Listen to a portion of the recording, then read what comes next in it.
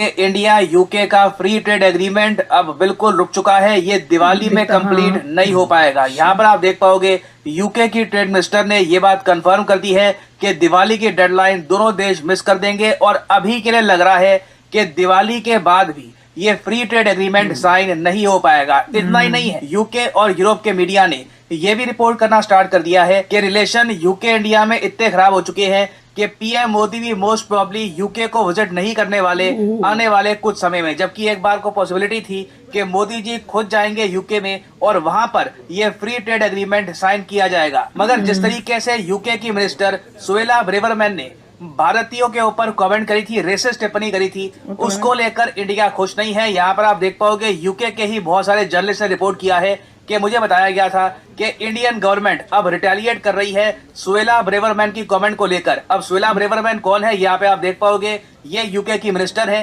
इन्होंने रिसेंटली ये कह दिया था कि यूके में जो दंगे हुए थे ना, अभी आपको याद होगा रिसेंटली यूके में दंगे हुए थे जहाँ पे एक जो हिंदू कम्युनिटी का मंदिर है उसको भी वेंडलाइज किया गया था।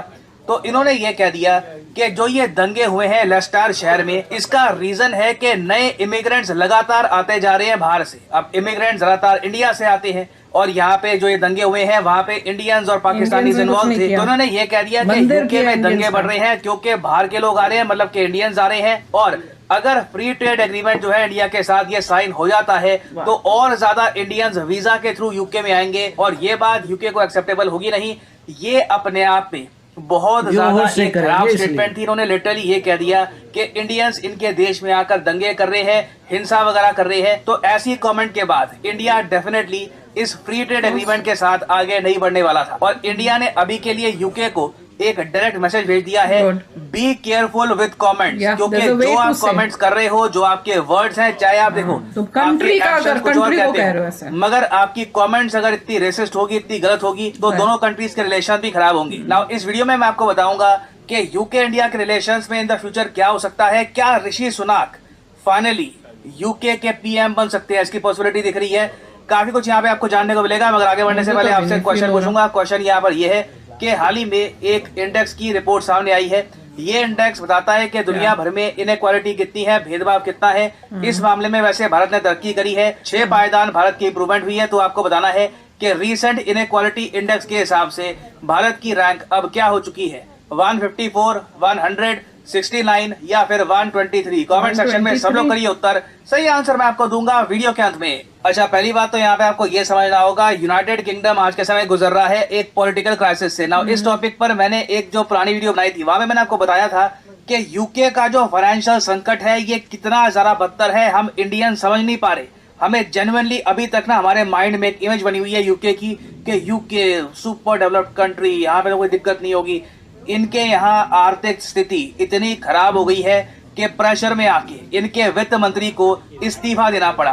और इस्तीफा भी नहीं, यहाँ पे आप देख पाओगे लिटरली इनको नौकरी से निकाला गया है। UK finance minister sacked by PM Liz Truss, क्योंकि जिस तरीके से इनकी करेंसी फॉल कर रही है, पॉसिबिलिटी है कि यूके के कुछ जो फाइनेंशियल इंस्टीट्यूशंस हैं ये हाथ खड़े कर दे, दिवालियां हो जाए। सिचुएशन यूके में और ज्यादा बदतर हो सकती है। और सबसे बड़ा डर ये है कि यूके की जो खराब आर्थिक स्थिति है इसकी वजह से इनकी कुर्सी ना छिन जाए। जी हाँ, एक्चुअली आप जान के हैरान होंगे, यूके में आज के समय बहुत ज्यादा बातचीत चल रही है, पॉसिबिलिटी काफी हाई है कि जो कंजर्वेटिव पार्टी है जिसको बिलोंग करती है लिज ट्रस और ऋषि सुनाक दोनों, ये कंजर्वेटिव पार्टी के लोग लिज ट्रस को ही रिप्लेस कर सकते हैं, प्रधानमंत्री को ही रिप्लेस कर सकते हैं ऋषि सुनाक से। क्योंकि देखो ऋषि सुनाक ने काफी बार ये कहा था कि लिज ट्रस अगर यूके की प्रधानमंत्री बन गई तो एक बहुत ही बड़ा आर्थिक संकट आएगा, क्योंकि जो ये प्लान बनाकर बैठ गई है कि अमीरों को ये टैक्स कट देगी, कॉर्पोरेट टैक्स कट देगी, ये काम नहीं करेगा, यूके की इकोनॉमी बैठ जाएगी। और ऋषि सुनाक की जो प्रिडिक्शन थी ये 100% सटीक निकली। लिटरली मैंने देखा था ट्विटर पे लोग ट्रेंड कर रहे थे ये hashtag Rishi Sunak was right. और अब रिसेंटली क्या हुआ वैसे कि यूके में एक पोल किया गया, लोगों से वैसे ही ऑनलाइन पूछा गया द टाइम्स ग्रुप द्वारा कि ऋषि सुनाक को ना चूज करके कंजर्वेटिव पार्टी ने जो लिज ट्रस को देश का प्रधानमंत्री बना दिया है, क्या आप इस चॉइस से खुश हैं या फिर आप मानते हैं कि नहीं गलती कर दी? तो इंटरेस्टिंग बात देखिए, सिर्फ 15% लोगों ने कहा कि हाँ बिल्कुल सही निर्णय था, 62% लोगों ने कहा कि कंजर्वेटिव पार्टी के लोगों ने गलत निर्णय लिया है। क्योंकि देखो ऐसा तो हुआ नहीं है कि यूके के लोगों ने वोट किया हो, बोरिस जॉनसन के हटने के बाद भी कंजर्वेटिव पार्टी ही यूके में पावर में थी और कंजर्वेटिव पार्टी के अंदर ही चुनाव हुआ, इनके मेंबर ऑफ पार्लियामेंट ने वोट किया और उसके बाद लिज ट्रस बनी पीएम। और अब यूके के जो लोग हैं, यूके की जो आम जनता है, वो आवाज उठा रही है कि ऋषि सुनाक को बनाना चाहिए था पीएम, हमने गलती कर दी, ऋषि सुनाक अगर पीएम बनते तो आर्थिक संकट इतना बड़ा ना आता। तो अब आप मुझसे पूछेंगे क्या फाइनली पॉसिबिलिटी है कि इंडियन ओरिजिन के ऋषि सुनाक बन सकते हैं यूके के प्राइम मिनिस्टर?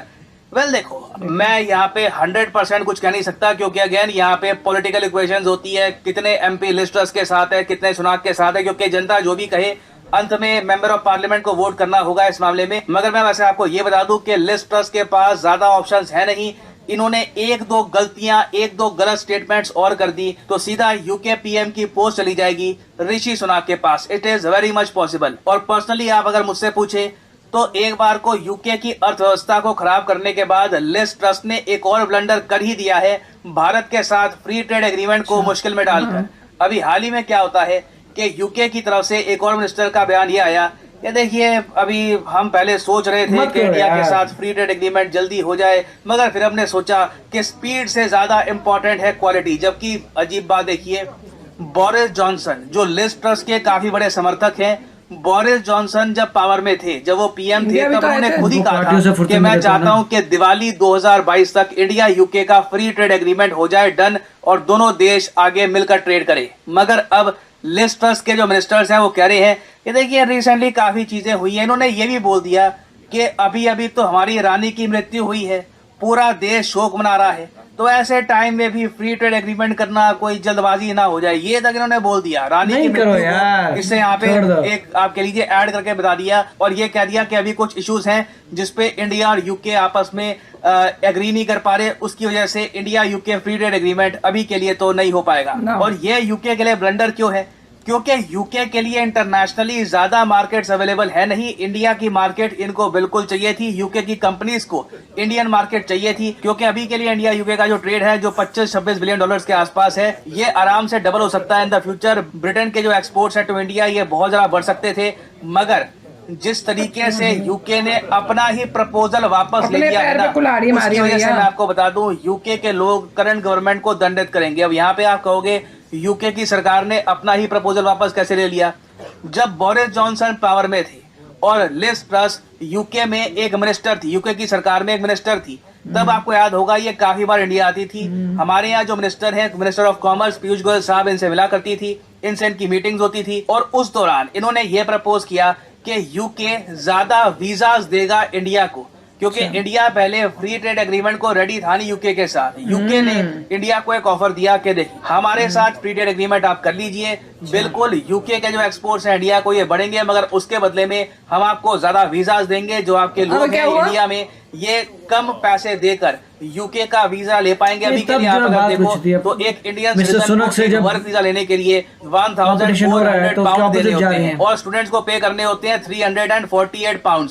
तो ये जो प्राइस है ये भी यूके थोड़ा बहुत कम कर देगा। अब तो खैर कॉमेडी हो गई है, इनकी करेंसी गिर गई है, मगर यूके ने वाला किया था कि जो ये प्राइस है ये कम करेंगे, ये नंबर ऑफ वीजाज इंडिया के लिए बढ़ाएंगे, ऐसा सिस्टम कर देंगे कि इंडिया से अगर कोई स्किल्ड नौजवान जिसने आईएलटीएस का एग्जाम क्रैक कर लिया है, वो अगर यूके में काम करना चाहे तो 3 साल तक यूके में काम कर सकता है। इस एफटीए के साइन होने के बाद बहुत से भारतीय युवक यूके में जाके काम कर पाते हैं। हालांकि मुझको यहाँ पे ऐड करना पड़ेगा कि नॉन यूरोपियन कंट्रीज की अगर हम बात करें तो उसमें ऑलरेडी इंडिया नंबर 1 स्पॉट पे है। इंडिया को सबसे ज्यादा वीजा मिलते हैं परसेंटेज के हिसाब से बाय नेशनैलिटी। हालांकि इसका रीजन ये भी है कि इंडिया की आबादी ही इतनी बड़ी है, मगर यहाँ पे आप देखोगे जो टॉप रेसिपिएंट्स होते हैं यूके के वर्क वीजा के, इसमें 23% आपको मिलेंगे इंडियंस। अगर ये फ्री ट्रेड एग्रीमेंट साइन हो जाता तो ये 23% आराम से 30 से 35% के आसपास बन सकता था। It was very much possible. मगर लिज ट्रस ने अभी के लिए जो ये एक नई रणनीति पकड़ी है कि वैसे ही जनता मुझ पे गुस्सा है, अगर मैं एक ऐसा फ्री ट्रेड एग्रीमेंट साइन कर लेती हूँ जिससे और ज्यादा इंडियंस आ पाएंगे यूके में, तो इससे मेरी पॉपुलैरिटी और कम ना हो जाए। इसकी वजह से ये एक monumental historic free trade agreement को रोक रही है। अपना ही क्या हुआ जो ऑफर था ये वापस ले रही है। वो कह रहे हैं वापस जाते हैं। बहुत ही नेगेटिव इम्पैक्ट होगा इंडिया यूके रिलेशंस पर। और इंडिया के पास देखिए ऑप्शंस बहुत सारी है। इंडिया के साथ फ्री ट्रेड एग्रीमेंट रिसेंटली किया ऑस्ट्रेलिया ने, ऑस्ट्रेलिया में अब इंडियंस आराम से जा पाएंगे, वर्क वीजा आराम से मिलेगा, इंडियंस काम कर पाएंगे ऑस्ट्रेलिया में। उसके अलावा भी आप देखोगे इन द फ्यूचर इंडिया बहुत से देशों के साथ अपना फ्री ट्रेड एग्रीमेंट या तो रिवाइज करेगा या तो नया एफटीए साइन करेगा। यूएई के साथ हमने साइन किया है एफटीए, इजराइल के साथ बहुत ही जल्द हम साइन करेंगे। तो हमें यूके की इतनी आवश्यकता नहीं है जितनी आवश्यकता यूके को हमारी है। और इवन दो अभी के लिए लिज ट्रस ने कुछ पॉलिटिकल गेन हासिल कर लिया है, लॉन्ग टर्म में ये यूके का नुकसान ही करेंगी इस फ्री ट्रेड एग्रीमेंट को रोककर। और मैं कहूंगा भारतीय सरकार का भी यहाँ पर स्टांस बिल्कुल ठीक है, बिल्कुल सटीक स्टांस है कि आप अपने वर्ड्स के बारे में केयरफुल रहिए, बी रिस्पेक्टफुल टू अस। ऐसा नहीं है कि आप हम पे कुछ एहसान कर रहे हैं, दोनों के लिए फायदे वाली डील थी। अगर आपको साइन नहीं करनी यू कैन नॉट साइन, तो बहुत अच्छा इंडिया का निर्णय है। और अच्छी बात है कि लग रहा है कि पीएम मोदी भी यूके नहीं जाने वाले, आने वाले काफी लंबे समय के लिए। नाउ फाइनली वापस आते हैं क्वेश्चन की तरफ कि भारत की रैंक क्या है वर्ल्ड रिड्यूसिंग इनइक्वालिटी इंडेक्स में। तो सही उत्तर यहाँ पे है option D is the right answer. 123 हो चुकी है, 123 हो चुकी है भारत की रैंकिंग आउट ऑफ 161 कंट्रीज। ये इंडिया की रैंक थी पिछले साल 129। तो एक इंप्रूवमेंट आई है, भारत में इनइक्वालिटी थोड़ी बहुत कम हुई है। मैं कहूंगा एक बहुत ही पॉजिटिव स्टेप है। इन द फ्यूचर हम चाहेंगे कि हम 100 के ऊपर निकले, but for the time being कुछ इंप्रूवमेंट भी एक वेलकम स्टेप है। और हाँ, तो ऑब्वियसली उसका तुमको इफेक्ट तो दिखेगा ही। और पीएम मोदी ने बहुत अच्छा स्टैंड लिया है कि वो नहीं जाएंगे और फ्री ट्रेड भी नहीं होगा।